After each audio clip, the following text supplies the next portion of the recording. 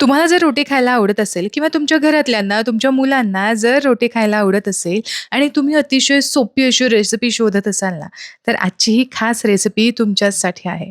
आणि जरा जरी तुम्हाला असं वाटलं, की रोटी बनवणं बाबा अवघड काम असावं, तंदूर वगैरे त्याला लागेल, तर अजिबात नाही.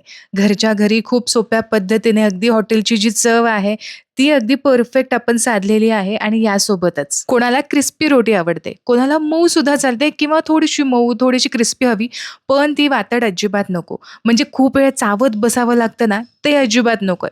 म्हणूनच आजची परफेक्ट अशी रेसिपी तुमच्यासोबत शेअर करत आहे. चला, सगळ्यात आधी लागणारी पिठं चाळून घेऊ. आता पिठं म्हणजे काय? रोटी आहे तर मैदा तर घ्यावाच लागेल. आता जर तुम्हाला मैदा घ्यायचाच नसेल, तर गव्हाच्या पिठामध्ये सुद्धा संपूर्णपणे तुम्ही रोटी बनवू शकता. ज्याला व्हीट रोटी आपण म्हणतो. पण तुम्हाला सांगू का, त्याची मग गव्हाच्या पिठासारखी म्हणजे चव ती थोडीशी वेगळी लागते बरं का.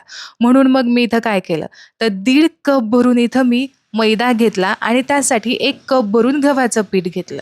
आता याचा आणखीन एक फायदा आहे. म्हणजे बघा, जर तुम्ही फक्त मैद्याची रोटी केली ना आणि यामध्ये थोडंसं गव्हाचं पीठ घालून रोटी केली ना, तर याचे एक नाही तर 2 फायदे मी तुम्हाला सांगणार आहे. ते पुढे जाऊन तुम्हाला कळेलच. तर सगळ्यात आधी मैदा आणि गव्हाचं पीठ मी चाळून घेतलं. आता तुम्ही 1/2 वाटी मैदा, 1/2 वाटी गव्हाचं पीठ असं घेतलं तरी चालेल, पण प्रमाण मात्र हेच ठेवा. आता सगळ्यात आधी तर यामध्ये मी चवीपुरतीचं मीठ घातलं. एकाच चमच्याने सगळं साहित्य घालायचं. जेवढं मीठ घातलं तेवढंच आपल्याला साखर किंवा थोडीशी जास्त असेल तरीसुद्धा चालेल. आणि जेवढं मीठ घातलंय तेवढंच आपल्याला यामध्ये घालायचं आहे बेकिंग पावडर आणि पाव चमचा बेकिंग सोडा. तसा हा छोटा चमचा आहे. मग पाऊण चमचा इथे मी घेतलेला आहे बेकिंग सोडा, पाऊण चमचाच साखर घ्यायची आणि पाऊण पाऊण चमचाच आपल्याला मीठसुद्धा घ्यायचं आहे आणि अगदी पाव चमचाच आपल्याला खाण्याचा सोडा घ्यायचा आहे. आता ज्या वाटीने आपण पिठं घेतली मैदा आणि गव्हाचं पीठ, त्याच वाटीने, त्याच मेजरिंग कपने आपल्याला अर्धी वाटी घट्ट दही घ्यायचं आहे. खूप घट्ट नको, खूप पातळही नकोय. आणि हो, हे दही खूप जुनं नको बरं का, म्हणजे खूप आंबट वगैरे झालेलं तसंही नको, नाहीतर मग त्या रोटीला थोडीशी आंबटसर अशी चव येते. आधी आपण काय करूया, तर सगळं दही जे आहे ते पिठामध्ये व्यवस्थित मिक्स करून घेऊ. आता एवढ्या दह्याने काही पीठ मळलं जाणार नाही, म्हणून मग इथं मी पाणीसुद्धा घेतलेलं आहे. आता त्याच मेजरिंग कपने इथं मी पाणी घेतलंय, की जेणेकरून तुम्हाला मला अंदाज सांगायला खूप सोपं पडेल. एकदम पाणी न घालता थोडं-थोडं करत आपल्याला पाणी घालायचंय. आता एक लक्षात घ्या, की जर दही तुमचं थोडंसं पातळ असेल किंवा जास्त घट्ट असेल, तर 1-2 चमचे इकडे-तिकडे पाणी लागूच शकतं. आता पीठ मळत असताना आपण जसं चपातीसाठी, रोजच्या पोळीसाठी जसं पीठ मळून घेतो ना, अगदी तसंच मळायचंय. म्हणजे खूप पातळ सुद्धा नको किंवा खूप असं पुरीला जसं आपण मळून घेतो ना घट्ट, तसं तर अजिबातच नको. मध्यम कन्सिस्टन्सी असायला हवी. म्हणूनच एकदम पाणी घालण्याऐवजी थोडं-थोडं करतच आपल्याला यामध्ये पाणी घालायचंय. मग विनाकारण नंतर मग पातळ झालं, तर गव्हाचं पीठ वाढवा, मैदा वाढवा असं करायला नको. आता इथे बघा, मस्त असं पीठ मी मळून घेतलंय, पण खूप जोर देऊन खूप वेळ मळत बसलेली नाहीये. कारण हे आपण भिजत ठेवणार आहोत, त्यामुळे आधीच खूप मेहनत करायची खरं गरज नाही. आता जे पिठं आहेत ते छान बाइंड झालेली आहेत. आता याला चिकटपणा किंवा अजिबात कोरडं पडायला नको, म्हणून मग 1 चमचाभर इथे मी घातलेलं आहे तेल.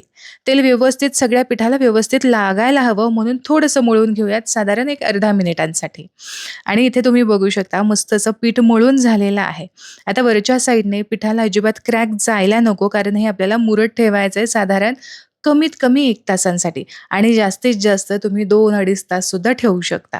पण कमीत कमी 1 तास तरी हे पीठ भिजायलाच हवं. म्हणजे मग व्यवस्थित असं आपल्याला रोटीसुद्धा करता येतात आणि लाटायला सुद्धा अतिशय सोपं पडतं. तेल व्यवस्थित लावून घेतलंय. आता काय करूयात, एक व्यवस्थित गोळा करूयात अशा पद्धतीने. आतमध्ये आपल्याला टकिंग करायचं आहे आणि यानंतर आपल्याला हा गोळा झाकून ठेवायचा आहे. व्यवस्थित घट्ट झाकण ठेवायचं, यावरती अजिबात रुमाल वगैरे चालणार नाही.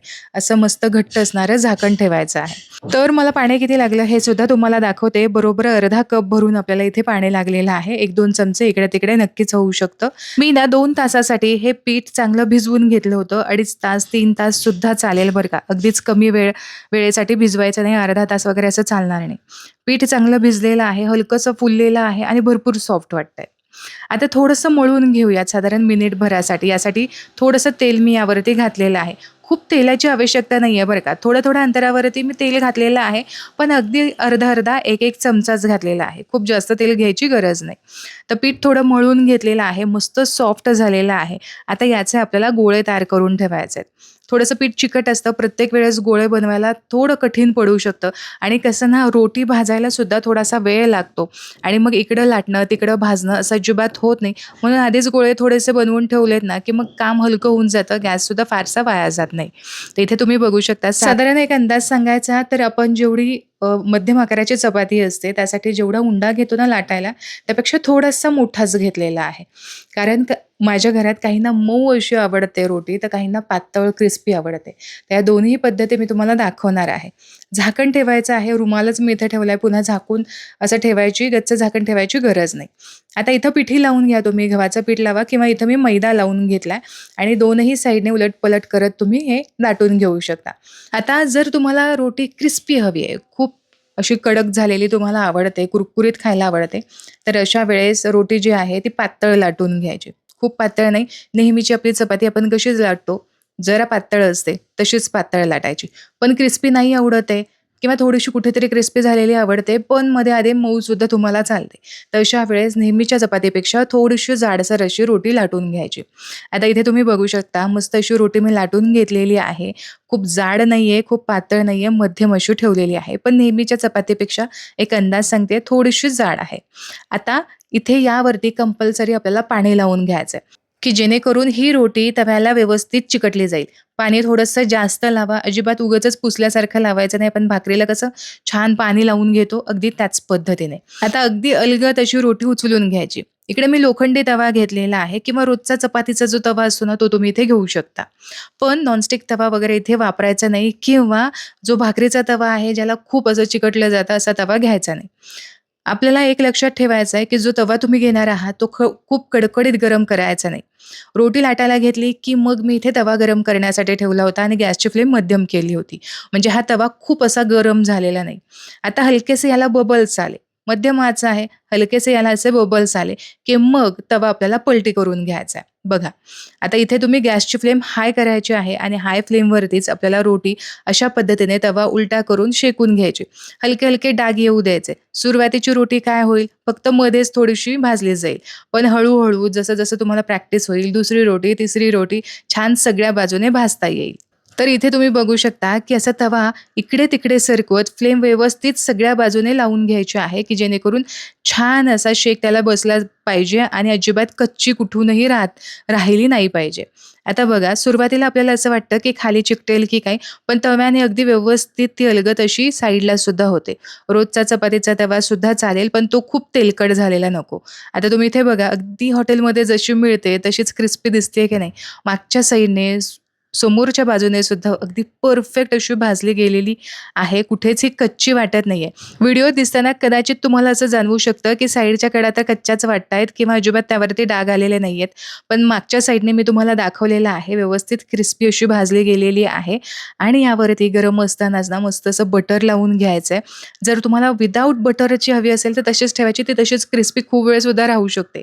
बटर लावले की थोडीशी मऊसूत पडते आणि मग लगेचच तुम्ही ताटात वाढवू शकता. आणि तुम्ही इथे बघू शकता मस्त अशी कमाल आपली पहिलीच रोटी आहे, पण किती छान झाली आहे.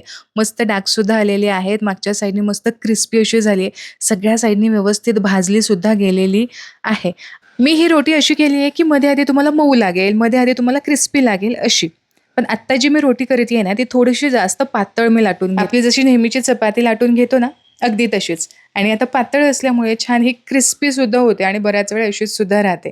आता मागच्या साईडने थोडीशी जास्त होते, कारण की पातळ आहे ना, मग भाजायला थोडासा वेळसुद्धा द्यावा लागतो. यावरती डाग यायला वेळ द्यावा लागतो आणि यामुळं मागच्या साईडने थोडेसे डाग येऊ शकतात. पण आवड तुमची आहे, अशी क्रिस्पीसुद्धा रोटी बनवा किंवा मऊ रोटी बनवलीत, मध्ये-आधी थोडीशी क्रिस्पी लागणारी रोटी बनवली, तरी सुद्धा चालणार आहे, ती टेस्टीच लागणार आहे. आणि तुम्हाला सांगू गव्हाचं पीठ वापरण्याचा एक फायदा आहे. म्हणजे एकतर अगदीच तुम्हाला मैदा-मैदा खाल्ल्यासारखं वाटत नाही आणि खूप वातडसुद्धा होत नाही. मैद्याच्या रोट्या ना खूप वातड होतात आणि चावायला थोड्याशा अवघडच वाटतात. त्यात तुम्ही गव्हाचं पीठ जर घातलं ना, तर मात्र अजिबात त्या खूप अशा कडक वाटत नाही. चावायला खूप त्रासही होत नाही आणि खूप अशा पापडासारख्या कडकसुद्धा होत नाहीत. यामुळे गव्हाचं पीठ थोडं तरी तुम्ही नक्की घालून पहा. मी गॅरंटी देऊन सांगते, नक्की तुम्हाला या पद्धतीची रोटी आवडेलच. तर आशा करते आजची ही रेसिपी तुम्हाला आवडली असेल. रेसिपी आवडली तर व्हिडिओला लाईक जरूर करा. तुमच्या मित्र आणि परिवारामध्ये नक्की शेअर करा. पुन्हा भेटूया अशाच एका उपयुक्त रेसिपीसोबत. तोपर्यंत स्वस्थ राहा आणि मस्त मस्त खात राहा.